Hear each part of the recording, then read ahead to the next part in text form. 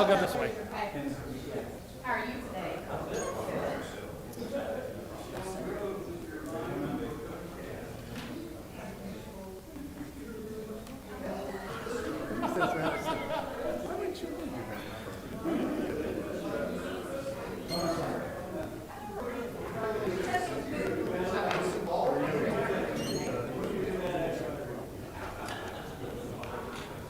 Un momento, Mayor. One moment.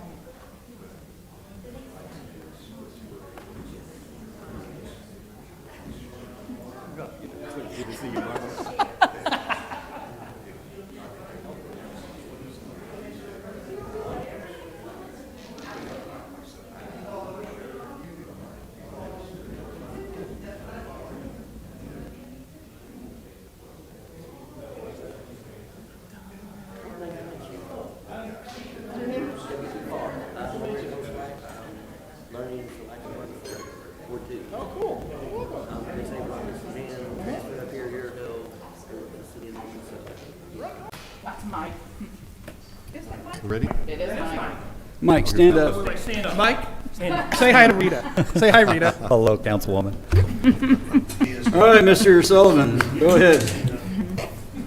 Public hearing with discussion, consideration, and possible action to approve a resolution declaring the structures located at 10,324 St. Patrick Drive, a dilapidated buildings as defined in Midwest City Ordinance Section 9-3, and abatement accordingly to the municipal code and setting date to demolish and remove the structures from the site. Mr. Stroh. Thank you, sir. As you guys see from the pictures attached, the property's in very bad shape.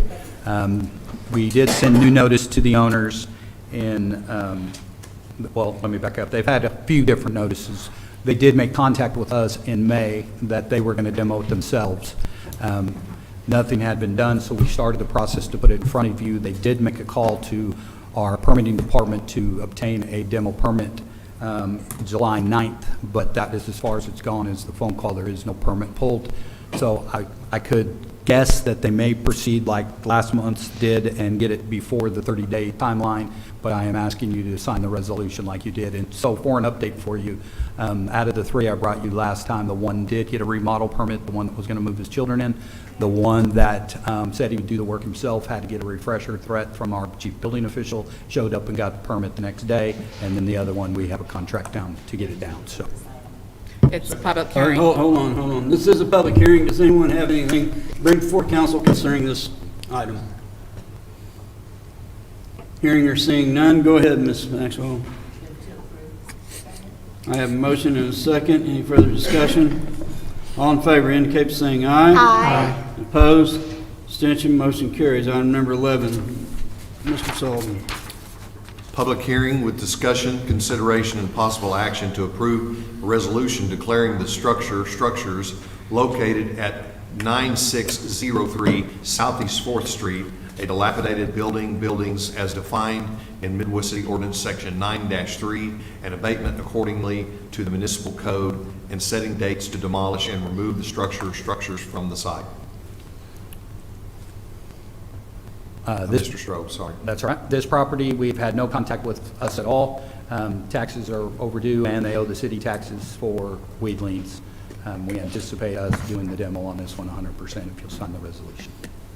Question I'm just going to throw in there. Mr. Yes, Chairman, ma'am. And I had brought this up to the city attorney before, but on some of these properties before they get demolished, is it possible to allow for the removal of useful items from the home, i.e. doors, cabinets, anything like that? No, ma'am, not by us. We don't own the property. The demo company that gets the bid does have that right to remove whatever, but we But they do not. usually It's not. don't deal with that. I We- see it go away in the, Past practices, when we did the large apartment complex on 29th Street for the shopping center, that demo contractor did and offered people to come in and buy windows, I stairs. managed a things lot of demo contracts working for the city, and I will tell you with most certainty that demolition contractors bid on those demolitions based on what can be salvaged and what, they work directly with folks that reclaim a lot of that stuff, and they let them come in first and remove it. and that's exactly what I was looking for, Mr. Sullivan, because the one that was removed fairly recently, just to the west and on the south side of 15th, west of Key. Past Key. that house was taken down and, you know, huge chunks of it were going out in the demo dump trailers type of thing behind the semis. And I was just thinking to myself, I'm like, you know, it seems a shame that they don't have the opportunity to salvage things that could be used, for example, you know. So I appreciate that fact. It was just a question, I'm sorry, but. No, we get asked a Great- lot, great from question. people wanting us to allow them, and I can't give them permission to trespass onto the property and take stuff off somebody When we were else's. removing homes in the original mile, as that being what it was, we actually had to have PD intervene in some situations where people were unauthorized to remove things that the demo contractor should have been reclaiming value and repurposing, and they had to get involved, so. This is a public hearing. Does anyone have anything to bring before council concerning this item? Hearing or seeing none, Chair to entertain a motion to approve. Second. I have a motion and a second. Any further discussion? All in favor indicate by saying aye. Aye. Opposed? Abstention? Motion carries. Item number 12, Thank you. Mr. Sullivan. Discussion, consideration, and possible action of approving an ordinance amending the Midwest City Municipal Code, Chapter 15, Fire Protection and Prevention, Article 2, in general, Division 1, generally, Section 15-22, location of fire hydrants, and providing for repealer and severability. Mr. Streets. Honorable Mayor, Council, Vaughn Sullivan, this is the acting city manager.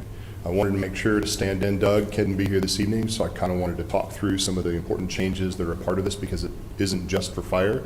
It actually affects public works, engineering, planning.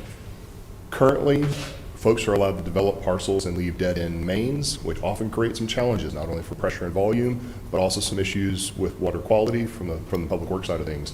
This ordinance is going to help close some of those gaps and what will ensure not only what's most important, pressure and volume to fight fires, but also address some water quality issues for public works. I think the memo is pretty self-explanatory. If you have any questions, I'd be happy to help answer them. Second. I have a motion and I have a second. Any further discussion? All in favor indicate by saying aye. Aye. Opposed? Abstention? Motion carries. Thank you, Mr. Street. Thank you. Item number 13, Mr. Sullivan. Discussion, consideration, and possible action of approving an ordinance amending the Midwest City Municipal Code, Chapter 2, Administration, Article 2, City Council, Section 2-11, time of regular meetings of council, and providing for repealer and severability. Mr. Maish. Members of the City Council, good evening. What this ordinance change would do would be to take the months of January and May and remove the 2 meetings we have currently scheduled in the ordinance and move it back to one, which would be the 4th Thursday of the month. We would retain 2 meetings in the month of June for budget.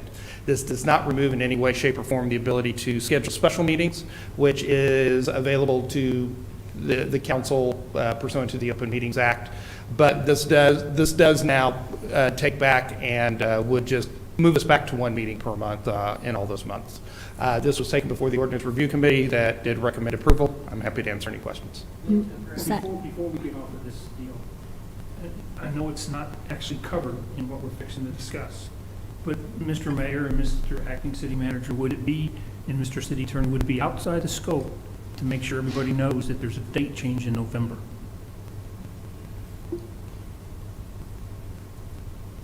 Because Well, if we can't talk about it, I won't bring up the fact. Currently in the ordinance right now, that this is modifying, November and December are not the 4th Tuesday of every month, it's the 2nd Tuesday of Well, I every know, and month. that's why I'm bringing it up. Just so that if we can't talk about it, I won't bring Right. up the fact that we're going to have to move the 1 meeting in November to a Wednesday. That is one of those where we would end up having to cancel the meeting and schedule a special meeting because if that's the will of the city council to do that due to Veterans But we Day. can't discuss that We right cannot discuss it any further than that at this time. I'm really glad that Pat didn't bring that up. Move to approve. Second. I have a motion and I have a second. All in favor indicate by saying aye. Aye. Opposed? Abstention? Motion carries. Next item, Number 14, number Yes. 14. Ms. City Clerk? Okay. Yes. Make sure I'm still on the right track. I did that on purpose. I noticed. Discussion, consideration, and possible action on an ordinance amending Midwest City Code, Chapter 9, Buildings and Building Regulations, Article 9, Tornado Shelters, Section 9-596, Definitions, Section 9-597, Permits Required, Section 9-598, Approval of Plans, Specifications, Section 9-599, Permit Issuance Fee, Section 9-600, 600, standards and specifications, and Section 9601, violations, and providing for repealer and severability. Mr. Summers. That Thank was a you. mouthful. Oh. Oh, 9-601, is that correct? Thank you. Sorry about that. That's a mouthful. Thank you. This proposes to amend our tornado shelter regulations to bring them to align them, I should say, with what's in ICC. Our current standards were written in the 70s. They're outdated as far as current building code, and they don't acknowledge at all that any shelter might be built above ground. It also makes a very small change in the application fee for tornado shelters. Mr. Summers, do you feel like the cost is reasonable? The new cost, the it- proposed cost? Yes, it does not take that much staff time to review tornado shelters, so it would be Very good. adequate to, Thank you. Can I ask a question? yes. This is such a public safety issue here in Oklahoma. And just tell me generally, do we do any oversight to make sure like the shelters that are put in are actually valid, or we do so that this Yes. process would They're- actually? All the plans are all stamped by a licensed engineer. Okay. So that's sort of our assurance, is that licensed engineer has reviewed those plans and is stamped them. So would it be fair to say that residents who opt to put one in the city of Midwest City have a better chance of not being scammed by somebody who's basically selling them a shelter?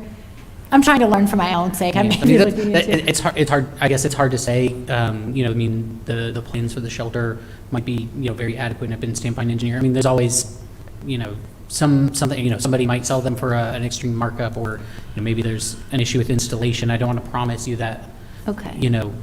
they're necessarily more likely than another city that's also reviewing them to the same standard. Okay, well, I thank you for whatever, and Yeah. you guys are doing to make sure our residents are getting a better deal. I just know post one of the tornadoes, there were so many people who were getting scammed by these out-of-state companies who were promising them, safe shelters that ended up getting flooded and all sorts of things. So, Yeah. thank you. Move to approve. Second. I have a motion and a second. Any further discussion? All in favor indicate by saying aye. Aye. Opposed, abstention, motion carries. Number 15, Mr. Sullivan. Thank you, Mayor.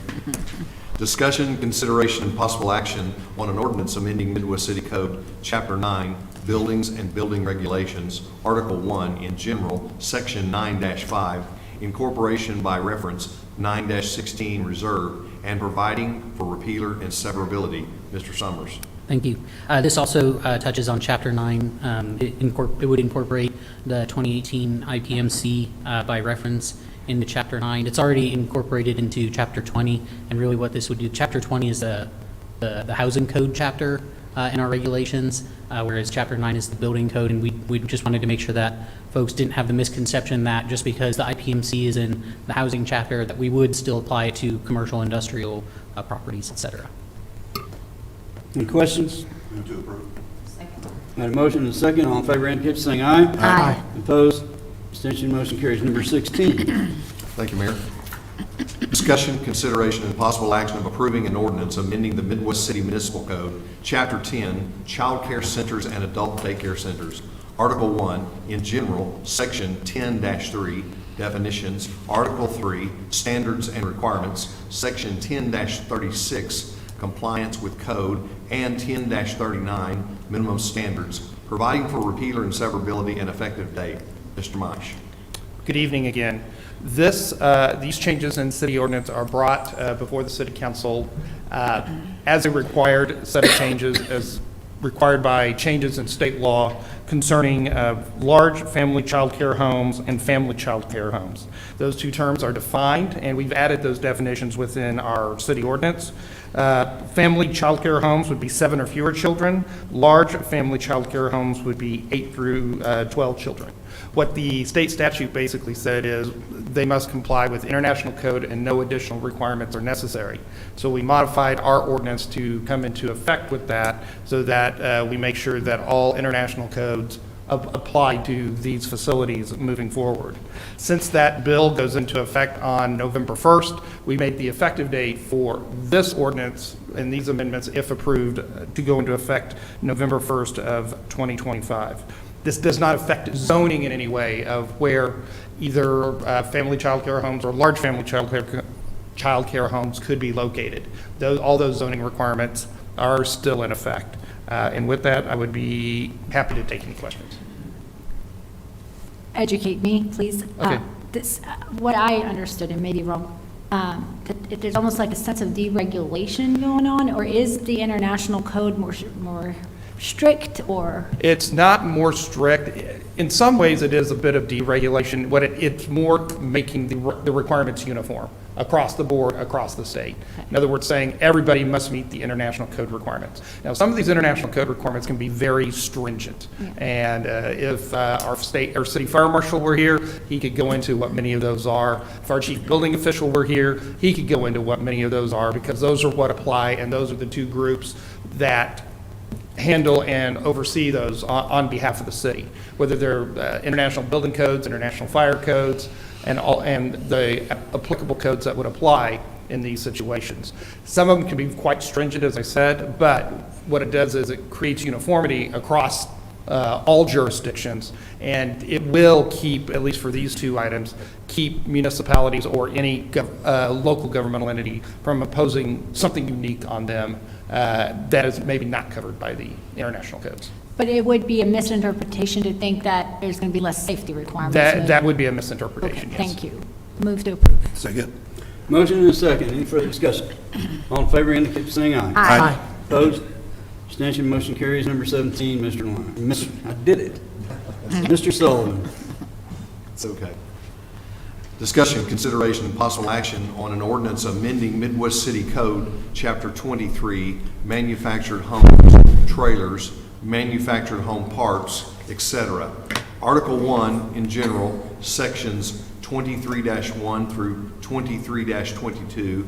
Article 2, licenses and permits, sections 23-23 through 23-42. Article 3, manufactured homes and trailer regulations, section 23-43 through 23-73. Article 4, manufactured homes and travel trailer park, section 23-74 through 23-191. Article 5, manufactured home subdivisions, section 23-192 through 23-198, and providing for repealer and severability. Did you get all the dashes in there that time, Ms. I Eads? think so. You weren't even listening, and I got them all in there. Someone, I was just conferring with the city attorney, and I asked him, you did tell him he doesn't have to read all this, right? You could just say as written, number 22 as written, number 17 as written. And I don't have to hurt you. Do we need a motion to that, or? You do such an excellent job. I appreciate that, but I could do without. Bonnie. Bonnie Walker's bedridden. I'm just trying to honor the position of the man who normally holds this seat. Okay, any discussion, any questions of I- Mr. Summers? I have questions for Mr. Summers. Because this has been such a contentious issue with some of the trailer home park owners, could you just generally and briefly itemize some of the changes we're making through this ordinance? Yeah. Yes, we certainly can. And I do want to make sure, that I think we had a series of departments that have been kind of working with us on this. Yeah. The city attorney, the city clerk, Public Works, Fire, Neighborhood Services. We've all been meeting regularly for a year, maybe a little over a year at this point, to try to bring this chapter up to date. So, as you probably remember, earlier this year when we had our discussions about a certain mobile home park here in our community, our ordinance was last updated in 1985. Some parts have been a little more recent, little adjustments here and there around the edges, but a lot of the regulations had not been touched since 1985, and we needed to, bring them in the language that's in them up to date. So some of it does involve, we did a lot of edits in the definitions. We got rid of the word travel trailers, since that's not really a common usage anymore. All of those references are now recreational vehicles, as we now refer to those. We also clarified and updated some of the language in there just to reflect how state statute defines certain things. We clarified the processes as far as notices of violation, the timings, how those are served, things of that nature. There's still, annual licenses that are required for mobile home parks. And we did update the fee, as, again, that fee had not been adjusted since 1985. So we looked at what that would be like if we had applied inflation to it. And so that fee went from $150 annually for an entire mobile home park to $430. And we added a section that requires that if you're bringing a new mobile home in, you have to get a permit basically to transport that on city streets. That way, if, there are needs for us to, ensure that there's, adjustments to signals or things like that, that we can kind of coordinate those efforts. We require that, or would require that new mobile home or manufactured homes placed in Midwest City be at least 5 years old, or, well, I should say, less than 5 years old. Now, that's not to say that if somebody has one currently that's 10 years old, that they have to remove it. That really only applies when somebody's getting a permit to, to set a new one inside city limits. There's also numerous exceptions, including some that reference specific property addresses that are exempt from regulations, and we did check that, those manufactured homes that existed in 1985 that were carved out as exceptions are no longer there. We removed those exceptions from the regulations. Let's see.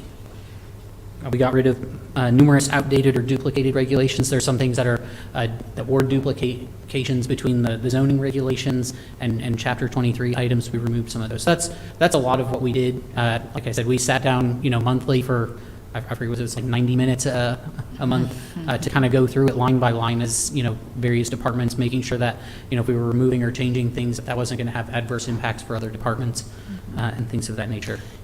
And I love that, because there are so many departments in the city when there's issues at one that have to cooperate and collaborate together. At any point, and I only asked this because between the Riverside Mobile Group and then the other lady whose name I don't recall right now with the other issue, I found myself to be educated so much. I mean, it's a very unique type of business. I didn't know much about it. I learned a little bit, but there's just so much more to learn. And I know I chatted with Dawn a lot, and they each had their own attorneys, and there seemed to be somewhat different interpretations at times of how they understood the law. Are we talking to some expert? Is there like a national or a local expert on these homes? Are we copying maybe what Oklahoma City and other municipalities have, or are we like, is this some original drafting that we're doing here? I wouldn't say that it's original drafting so much as we went through. I mean, the structure of it remains mostly the same. The parts that talk about, licensing or violations still talk about licensing violations. We just went through and updated what was there to reflect. So it's not that we borrowed ordinances from another city per se. And was there anyone from this industry who could be given the credibility of expertise involved in this process whatsoever? We did not consult any manufactured home or park experts. No. And listen, I have so much respect for your office, code enforcement. I mean, this is not your type of industry, right? However, you have more knowledge of it in order to regulate and oversee it, right? But at the end of the day, it's not what you guys do for a living, right? Run mobile homes, you don't know everything there is to know about the business and trade. I really wish there was some inclusivity. It doesn't mean that I want a lobbying entity from the mobile homes telling you how to write the policies, but that rather that there's some understanding of some of the conflicts that seem to exist between our policies and, practices and their practices. So we don't pass this, and then like 2 months from now, there's all these angry mobile homeowners, you know what I mean, with the new policy. With that said, like, I thank you. I just feel like I don't understand enough about the industry, and there seems to be a lot of updates. I mean, I would say, along those lines, like, while this ordinance doesn't necessarily dictate how mobile home parks are to operate themselves. They're sort of, in some ways, free to establish their own business models. What it does establish are, that they have to get licenses, they have to provide certain contact information to us so we know who's the manager. They have to, how they connect to our water and sewer systems, things like that we do know and can apply our, various departments' expertise to. I'm going to abstain from this vote simply because I just don't know better, right? And I would like to talk to some of those business owners, and therefore I don't want to vote one way or another and then later find out I messed up on something I don't understand, okay? Thank you, just for understanding. Chair to entertain a motion. I have a thought. So what we're approving tonight is for new trailer parks coming in, or we're not going to go back and put this on the people that's already? It is some of both. So like the licensing is an annual licensing that they renew. There's no, I would say we're not going to go, next month and require existing parks to, you know, reconstruct or anything of that nature, but sort of the way that our non-conforming clauses typically work, at least in the zoning regulations, would be if, you know, a structure was damaged 50% or more, there would be, you know, any rebuild would have to be in conformance with our regulations. So if somebody was to redesign their park, you know, due to a natural disaster or something like that, they would have to rebuild it to code. to code, yes. To code. So an existing park, trailer park, can be penalized using these new standards that we're trying to approve? I mean, I would say they probably could in some cases. So, you know, if they tried to bring in a new manufactured home that was 10 years old, this would keep them from doing that, right? The new So it's kind of regulations sort of retroactive. where we don't have that in our current Yeah, regulations. Well, that's not retroactive. What Matt is talking about is if they brought in, if there was not a manufactured home there right now, or they had one that they demolished and they removed, and they wanted to bring in another one, a new one, a different one right now, it has to, that new one, that specific new one, not the park, just that specific new one, since it is new, it would have to meet current requirements, which would mean it would have to be less than 5 years old and make all the connection requirements that are required out of this. That wouldn't apply to the whole park, it would apply to just this one facility, this one unit. So the problems or concerns that we've had in the past about the parks kind of generated us to look at updating this policy because, Yes. yes. And that's one of the things. Sarah, yes. You did. You've been looking at all the ordinances, it's just not this one. You started. That's There was correct. a list that was like 5 or 6 pages long. It's just taken a while to get to this, and the timing just, And so my experience is, it sounds like we have not had a schedule where we review these standards consistently. We have not. We have not. Until And 10 I'm years glad ago. to know, and I think this is so important that you're doing it, but I also think that we need to have a schedule, that we look at these codes every 2 years, every 3 years, instead of waiting. And I know it's a time issue, and my background is writing policies and procedure, so I understand that. But we need to be consistent on, we should never look back and say, we haven't looked at a policy since 85, 97. That's why we've established the ordinance review committee.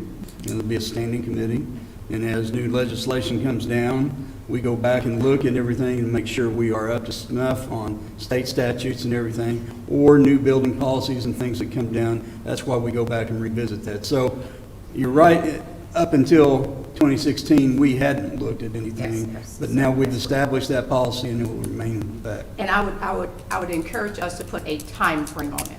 Because even back in the days I was doing DOC, we knew that every year we had to look at this policy, every 2 years we had to look at that policy. And it just generate the time frame instead of us sleeping it, because we're busy. We can sleep a policy, but if you have that set up where you know you're gonna look at something, because we should never have a policy that we haven't looked at in years. We agree. So I commend y'all for that. Y'all know that's one of my things. I think we found a new member for the committee. I have a motion. Do I have a second? Who's the motion? Second. I'm sorry, go ahead. All in favor indicate by saying aye. Who made the, wait, hold on, who made the Well- motion? well, there's an abstention too, so. Yeah. Okay, we do need to do a roll call vote. Favors made the motion, who seconded it? Read it. Thank you. Do a roll call vote. Can I first just finish my thought, just out of courtesy type of thing? Would that be okay? Councilwoman, I was actually speaking to you, and what I was saying was, we have worked in a time renewal on the different ordinances we've been taking up with regard to rate changes to make sure that those are timely getting revisited, which isn't something that we per se do with other things that come before the ordinance review committee. We don't specifically say, okay, now we're going to come see those again in 3 years or et cetera, but we've been making that initiative with regard to the rate-based changes. Just wanted to share that. I feel better now. Yes. Okay, go ahead. Eads? Yes. Byrne? Yes. Maxwell? Yes. Thompson? Yes. Banna? Abstain. Favors? Yes. Mayor? Yes. Motion carries. Next item, item number 18, Mr. Sullivan. Discussion, consideration, and possible action on an ordinance amending Midwest City Code, Chapter 31, Healthcare Facilities, Article 2, Hospitals and Ambulatory Surgical Care Facilities, Section 31-27, Hospitals, Section 31-28, Ambulatory Surgical Care Facilities, Section 31-29, Cardiac Catheterization Laboratories, Section 31-30, Diagnostic Imaging Center, and providing for repealer and severability. Mr. Summers. Thank you. This, Chapter 31 deals with a permitting process that's outside of zoning and building for four types of medical facilities. What we're proposing with this ordinance is to move that permitting process from being handled by the city clerk's office to move it to community development. We already process lots of applications that require public hearings, and it seems to make a lot of sense to move it to my department.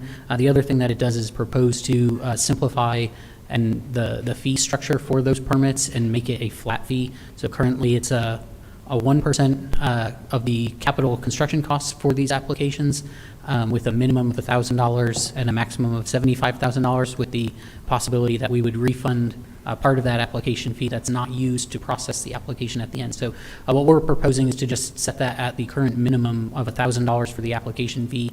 I think that would be adequate to cover the staff costs to process these applications and bring them before council. The Ordinance Oversight Committee did recommend approval of this item in July. Move to approve. Before we do, I'd like to have Vaughn repeat cardiac catheterization laboratories 3 times very quickly. You're out of order. We have a motion and a second. All in favor indicate by saying aye. Aye. Aye. Opposed? Mr. Abstention, Thompson, motion carries. Mr. Thompson, I'll have you know I practiced that for 30 minutes this morning. Just, so I was definitely going to read the whole It's thing. time for us to get done. Mayor, I would like to ask that we just pass on reading the rest of the discussion items. Just call for, I second that. Well, if that's the will of the council, then that's exactly what we'll do. Number 19, read it, or do whatever you're going to do. Nope, we're past Yeah, as written. Yeah, I don't know how to do that. Let's just say see. as written. Number 19, as written. Move to approve. I have a motion and a second. All in favor indicate by saying aye. Aye. Aye. Opposed? Quit, Mr. Mike. I guess I can go home now? No, you can't. Did we vote? We didn't vote. All in favor indicate by saying aye. Aye. Opposed? Abstention, motion carries. Item 20, as written. Move to approve.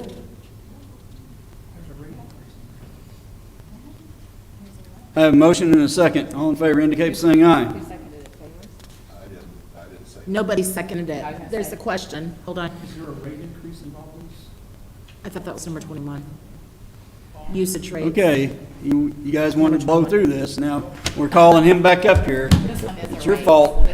This is why he has a bow tie on. No, actually, thank you, Vaughn, for noticing, but that comes a little later. So I want to point out, I know this is probably a little confusing, but on an annual basis, we have to change this based on our cost for the meters. So this is the cost that we pass directly on to whomever buys a meter for a new business to put it in. You'll notice that all of those, if you look at the spreadsheet or the table that's in the memo, it just explains what it was previously, what it is now, and it's strictly based on the cost of the meter. We're not making any money. It's a pass-through cost. The only exception is the last meter. Because of its size, typically market determines what that cost is, and we can't publish it because it could change. The change could be pretty dramatic, and then it would be absorbed by taxpayers as opposed to the business, and that's not how we want to do business. So. Okay, I'm still moving to approve this item. It's number 21 that I needed the explanation for. Second. I have a motion and a second. All in favor indicate by saying aye. Aye. Opposed? Abstention, motion carries. Wait, don't Number, leave. Thank you. Wait, don't leave, Yes, please. ma'am. Sorry.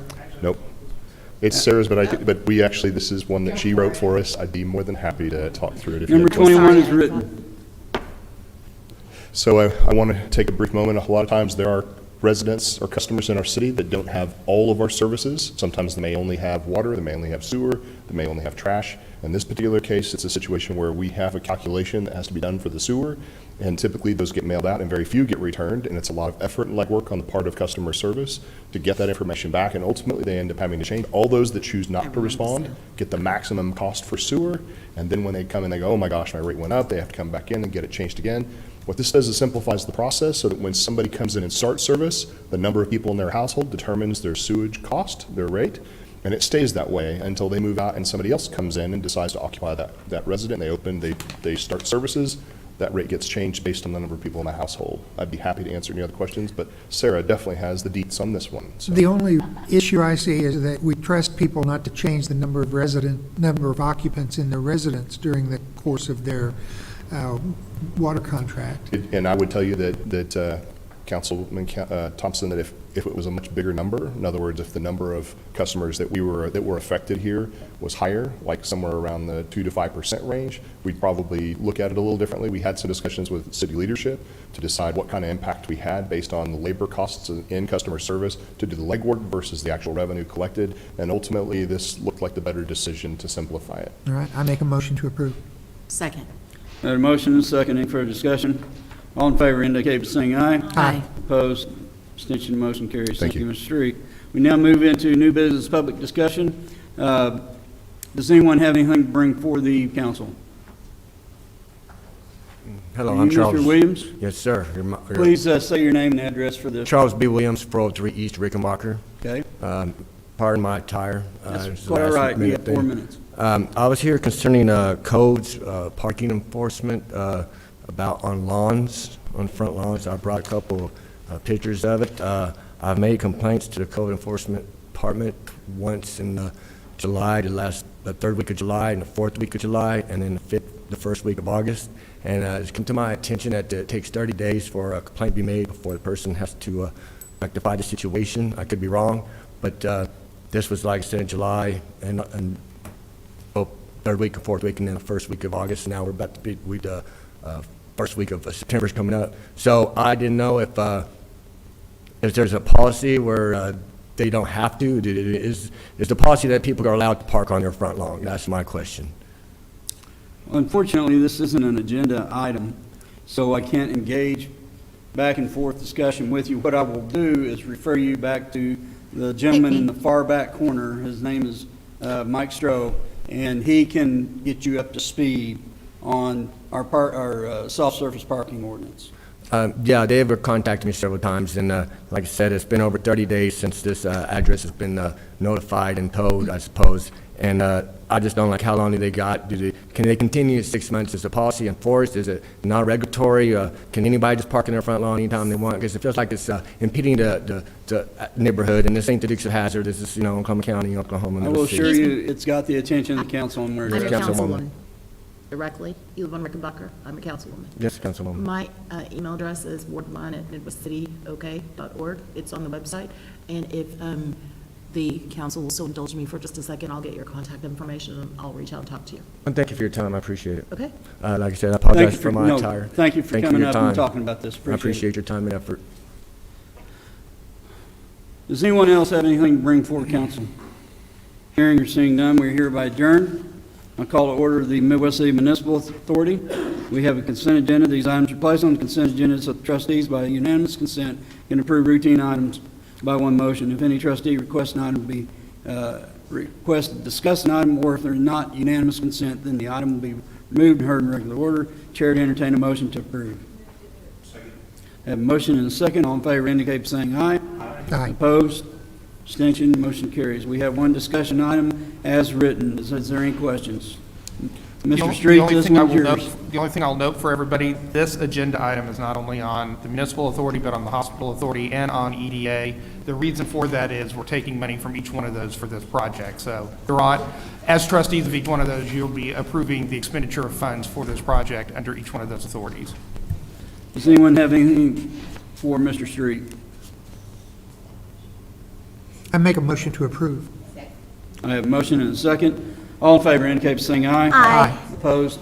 Abstention, motion carries. Thank you very much. We now move into new business public discussion. Does anyone have anything to bring before the authority? Hearing or seeing none, we're hereby adjourned.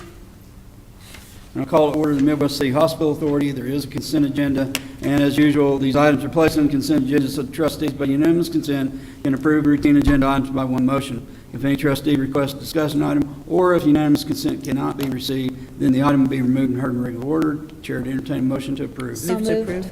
Second, whatever. I've got a motion and a second. All in favor indicate by saying aye. Aye. Opposed? Abstention, motion carries. We have two discussion items. Item number one, as written. We need no reallocation, is that correct, Mr.? We need no reallocation. No action on item number one. Correct. And item number two is the same one we had on the other previous agenda. Correct. Chair to entertain a motion to approve. Move to approve. Second. I have a motion and a second. All in favor indicate by saying aye. Aye. Opposed?